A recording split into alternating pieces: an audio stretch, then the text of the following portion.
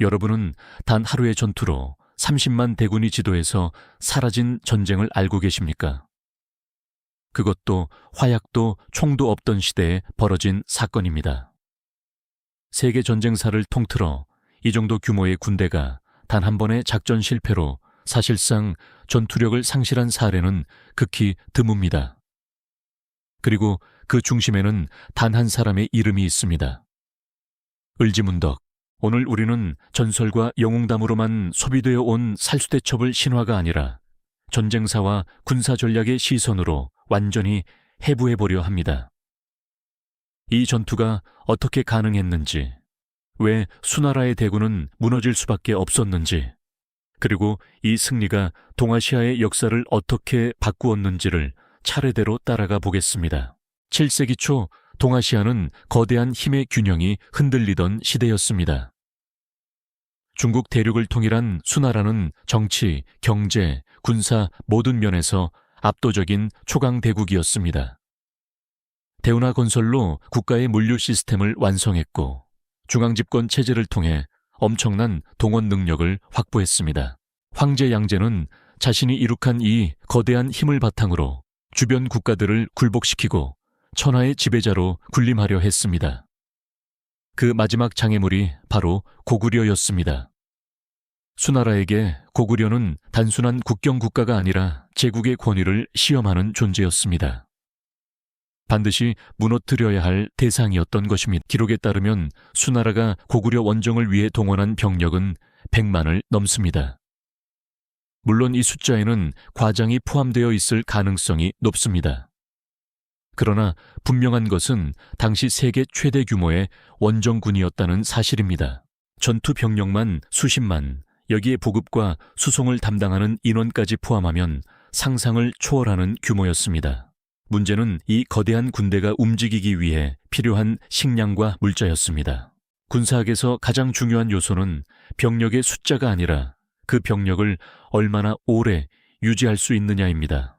수나라의 원정은 시작부터 보급이라는 구조적 한계를 안고 있었습니다. 반면 고구려는 국력과 병력 모두에서 열세였습니다. 정면으로 맞붙는 순간 패배가 확실한 상황이었습니다. 여기서 을지문덕의 전략이 시작됩니다. 그는 전투에서 이기려 하지 않았습니다. 전쟁에서 이기려 했습니다. 적을 국경에서 막는 대신 일부러 후퇴하며 수나라 군대를 깊숙이 끌어들입니다. 이는 단순한 후퇴가 아니라 적의 보급선을 스스로 무너뜨리게 만드는 계산된 유인 작전이었습니다. 낯선 지형, 길어진 보급로, 계속되는 행군으로 수나라 군대는 점점 전투력이 아니라 생존력을 걱정해야 하는 상태로 들어갑니다. 이 과정에서 이루어진 심리전은 전쟁사적으로도 매우 정교한 사례로 평가됩니다. 을지문덕이 우중문에게 보낸 시는 단순한 문학적 표현이 아니라 정보전이었습니다. 그는 적에게 고구려군이 이미 지쳐 있으며 더 싸울 의지가 없는 것처럼 보이게 만들었습니다. 이 메시지는 수나라 지휘부의 판단을 흐리게 했고 무리한 징역과 퇴각을 반복하게 만들었습니다. 군대는 전투보다 이동에서 더 많은 힘을 소모합니다. 을지문덕은 바로 그 점을 이용했습니다. 결정적인 순간은 퇴각하는 수나라 군대가 살수에 도달했을 때입니다. 이미 병사들은 굶주리고 있었고 대열은 흐트러져 있었습니다. 지휘체계도 제대로 작동하지 않는 상태였습니다. 바로 그때 고구려군의 총공격이 시작됩니다. 강을 건너던 군대는 가장 취약한 상태에 놓입니다. 기록에 남아있는 수공작전이 사실이라면 이는 단순한 기습이 아니라 자연지형을 무기로 바꾼 전쟁사적 명장면입니다. 물살에 휩쓸리고 대열이 붕괴된 군대는 전투를 할 수 없는 상태가 됩니다. 이때의 공격은 전투라기보다 전투력 상실 상태에 빠진 군대를 완전히 무너뜨리는 섬멸작전에 가까웠습니다. 살아 돌아간 병력이 2,700명에 불과했다는 기록은 상징적인 숫자일 가능성이 큽니다. 그러나 핵심은 생존자의 수가 아니라 수나라의 주력군이 사실상 전멸했다는 사실입니다. 국가의 모든 역량을 동원해 편성한 군대가 단 한 번의 원정에서 붕괴했다는 것은 단순한 패배가 아니라 제국의 기반이 흔들렸다는 의미입니다. 실제로 이 전쟁 이후 수나라는 각지에서 반란이 일어나고 국력이 급격히 약화되며 결국 멸망의 길로 들어섭니다. 살수대첩은 전투 하나의 승리가 아니라 제국 하나의 운명을 바꿔버린 사건이었습니다. 이 전투를 군사학적으로 분석하면 몇 가지 결정적인 요소가 보입니다. 첫째는 보급선의 붕괴입니다. 보급이 끊긴 군대는 전투 이전에 이미 패배한 군대입니다. 둘째는 지형의 활용입니다. 강이라는 자연 환경은 병력의 숫자를 무력화시켰습니다. 셋째는 심리전입니다. 적의 판단을 흐리게 만들어 스스로 무너지게 했습니다. 넷째는 시간입니다. 을지문덕은 단기 결전을 피하고 적을 지치게 만들었습니다. 이 네 가지 요소가 완벽하게 맞물리면서 전투는 시작되기도 전에 승패가 결정된 것이나 다름없었습니다. 세계 전쟁사에는 수많은 대승이 존재합니다.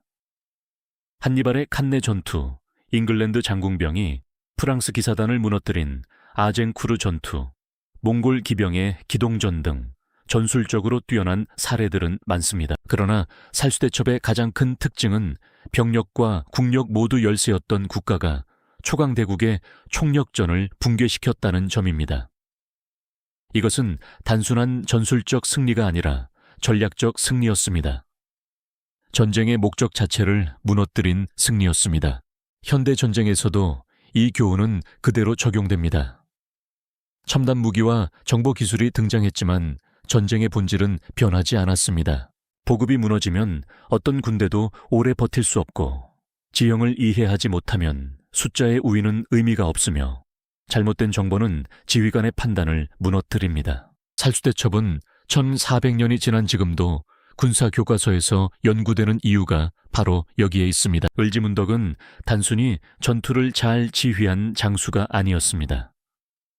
그는 국가의 운명을 걸고 전쟁 전체를 설계한 전략가였습니다. 언제 싸우지 않을지, 언제 물러날지, 언제 적을 안심시킬지, 언제 모든 병력을 집중할지를 계산했습니다. 이 전쟁은 우연한 승리가 아니라 치밀하게 설계된 결과였습니다. 살수대첩은 통쾌한 승리의 서사가 아니라 약자가 강자를 무너뜨린 가장 정교한 작전의 기록입니다. 그리고 이 전투는 단순히 고구려를 지켜낸 것이 아니라 동아시아의 힘의 균형을 다시 쓰게 만들었습니다. 만약 이 전투에서 수나라가 승리했다면 한반도의 역사도 중국의 역사도 전혀 다른 방향으로 흘러갔을 것입니다. 30만 대군이 사라졌다는 말은 단순한 숫자의 충격이 아닙니다. 그것은 한 제국의 야망이 무너진 순간을 상징하는 표현입니다. 그리고 그 중심에는 병력의 숫자가 아니라 전략이 전쟁의 승패를 결정한다는 변하지 않는 진리가 있습니다. 이것이 바로 살수대첩이 오늘날까지도 세계 전쟁사에서 가장 위대한 승리 중 하나로 평가받는 이유이며 우리가 이 전투를 다시 살펴봐야 하는 진짜 이유입니다.